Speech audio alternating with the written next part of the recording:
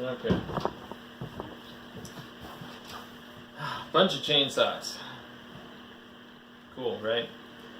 Alright, so all of them have their features and their not so features. Just going to quickly run through them to not bore you to death, because the real action is when you're actually using them. But there's some critical design features of these that you should probably be aware of.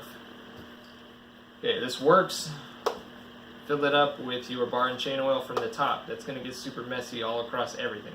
That's a bad place to stick it, in my opinion, but this is $40.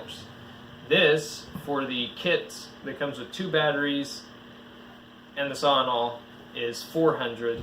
This with 1 battery is $329, and this one over here, the DeWalt 20 volt, is $199 with 4 amp or 5 amp hour battery, I don't remember. So anyways, $40. So you can buy 10 of these for 1 of these. So you could have, you'd be like chainsaw and everything, just strap them to your body, be a walking chainsaw. Anyways, obviously the price is going to have different quality components in it. So like I said, this one 2 batteries, $400. This one 1 battery, $329. This one 1 battery, $200. This one no batteries, just plug it in, $40.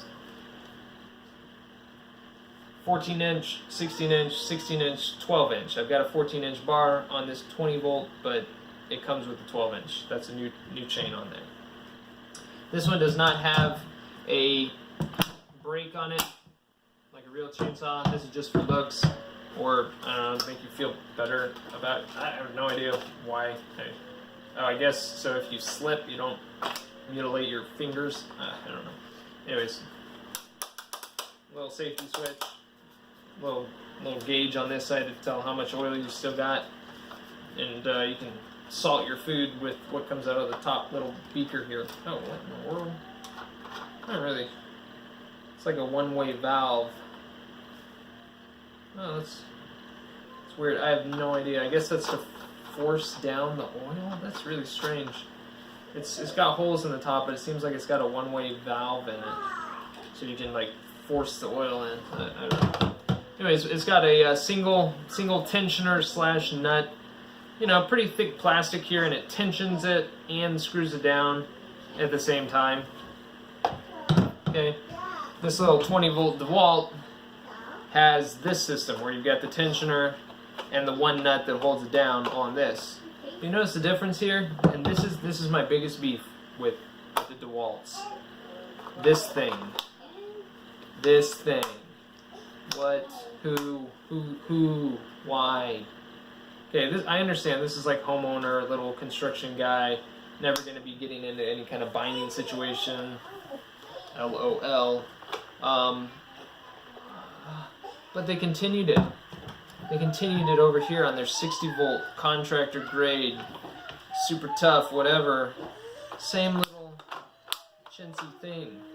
When this breaks, there's no way to tighten it down. I mean, tightening it down is already a joke.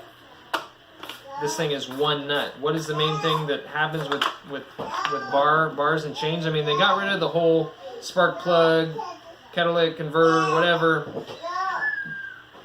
They got rid of that whole problem. Carburetor, sorry, not catalytic converter. If this thing had a catalytic converter, it'd really fly. But carburetor problem, and spark plug problem, and gas problem, that's great. You know, we got a battery. That's awesome. But then they went and took away the 2 bolts that come through and 2 nuts, and they put this little chintzy plastic tensioner assembly. That's really, and who designed this? This rubber overmold thing? It prevents you from putting that down all the way. You gotta like pry it under, and then you can stick it down. Now, I'm a flexible guy. I have all flexible tools. I have their table saw, their miter saw, their grinder, their reciprocating saw, their 7 1/4 left-hand saw, their joist drill. I mean, I've got a lot of their flexible tools. I've got 7 of these flexible batteries. A little bit of an earthquake, sorry about that. Or my toddler. But why didn't they do what Milwaukee did? Just leave it alone. This is how every chainsaw I've ever known has dealt with it. A tensioner and 2 nuts. I mean, what's wrong with this design? They stuck the little scrinch right down here so you can get to it, tension it. I mean, this is what they're like, no, we want to make it so that if it ever breaks, that's it. It's useless.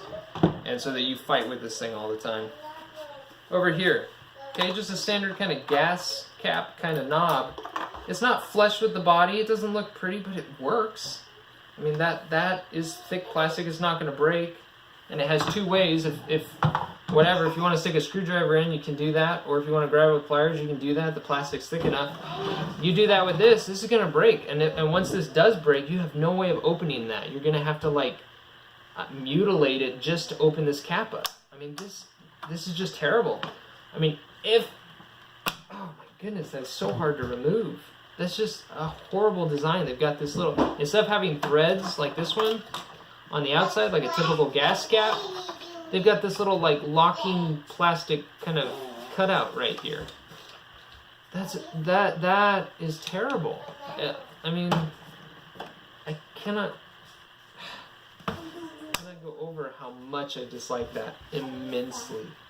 And that is really the problem with this saw. It's not the power. I mean, if Milwaukee beats it in power a little bit, who cares? I mean, it's an electric saw. That's not really what I care about. I mean, yeah, I want it to have power, but if that beats it in, 10 seconds and that takes 12 seconds, I don't care. That 2-second difference matters nothing to me.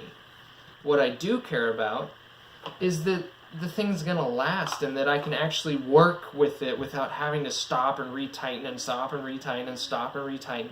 Something silly like that, or something where I'm like constantly worried it's gonna break.